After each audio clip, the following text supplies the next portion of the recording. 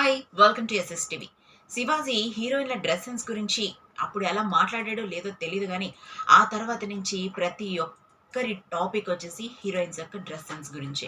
ఈ టాపిక్ ఇంకా యూట్యూబ్‌లో నడుస్తూనే ఉంది. నెట్టింట వైరల్ అవుతూనే ఉన్నాయి ప్రతి వీడియో కూడా. దీనికి తోడు హీరోయిన్స్ చీర కట్టుకున్నారంటే సరే, శివాజీ ఆ రోజు అలా అన్నాడు కదా! భయపడి చీర కట్టుకున్నారంటున్నారు. దీంతో యాంకర్ స్రవంతి కూడా అన్ని షోస్‌లోనూ పద్ధతిగా డ్రెస్సింగ్ చేసుకుంటూ రావడంతో అందరికను కూడా శ్రావణి శివాజీ మాటలకి భయపడింది అని చెప్పేసి శ్రవంతి గురించి మాట్లాడడం జరుగుతుంది.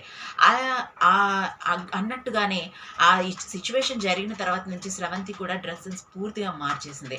సరే డ్రెస్‌లన్నీ కూడా చాలా చక్కగా ఉంటాయి. శ్రవంతి చాలా అందంగా ఉంటుంది అండ్ చాలా చక్కగా మాట్లాడుతుంది. అయితే తన డ్రెస్‌ల వల్ల బాగా ఫేమస్ అయిందనే చెప్పుకోవాలి. కానీ ఈసారి పద్ధతిగా వస్తూ ఉండడంతో అందరికను కూడా శ్రవంతి మీద పడింది. చూసారా శివాజీ ఎఫెక్ట్ ఎలా ఉందో అంటున్నారు. ఆ తర్వాత మొన్న నిధి అగర్వాల్ చీర కట్టుకొని కనిపించడంతో నిధి అగర్వాల్ చూడండి ఏ విధంగా చీర కట్టుకుందో శివాజీ మూలాన అంటున్నారు. ఏ హీరోయిన్ మంచిగా డ్రెస్ చేసుకున్నా కూడా శివాజీ వల్లనే అంటున్నారు. శివాజీ మీద నెగటివిటీ వచ్చినప్పటికీ కూడా అది పాజిటివిటీగా మారిపోయిందని చెప్పాలి. నెట్టింట కూడా అందరూ శివాజీకే జై జైలు కొడుతున్నారు. శివాజీకే సపోర్ట్‌గా ఉన్నారు.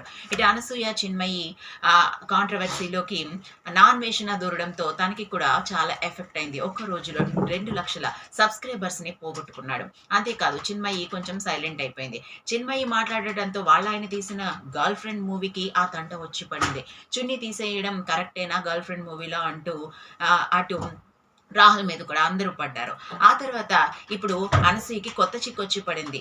రాశి ఫలాలు అనే టాపిక్ గురించి మాట్లాడుతూ రాశి గారు కూడా వచ్చి నువ్వు డ్రెస్ సెన్స్ గురించి ఇట్లా మాట్లాడినప్పుడు ఎంత ఎఫెక్ట్ అయ్యావు కదా! నువ్వు ఒక ఆడదానివై ఉండి ఒక ఆడదాని గురించి ఇలా మాట్లాడినప్పుడు నీకు సిగ్గుగా అనిపించలేదా? ఇది కరెక్ట్ కాదు కదా! అని చెప్పేసి రాశి ఒక లైవ్ ఇచ్చేసరికి వెంటనే అనసూయ దిగి వచ్చింది. సారీ అండి అప్పుడు నాకు దానికి అర్థం తెలియదంటూ తప్పుకోవడానికి ట్రై చేసింది. అయినప్పటికీ కూడా అనసూయ నువ్వు ఎందుకమ్మా ఇలాంటి విషయాల్లో కలగ చేసుకొని మళ్ళీ ప్రాబ్లమ్స్ తెచ్చుకుంటావు. అప్పుడు విజయ్ దేవరకొండ విషయంలో కూడా ఇలాగే జరిగి అనసూయ నెగెటివ్ అయింది. ఇప్పుడు శివాజీ విషయంలో బాగా నెగెటివ్ అయింది. ఇది తనపై తర్వాత వచ్చే సినిమాలకి ఎఫెక్ట్ అవుతుందో లేదో చూడాలి. ఈ విషయం మీద మీరేమనుకుంటున్నారు అనేది కామెంట్ రూపంలో తెలియజేయండి. మరిన్ని ఇంట్రెస్టింగ్ అప్డేట్స్ కోసం చూస్తూనే ఉండండి. SS TV. Like, share, subscribe.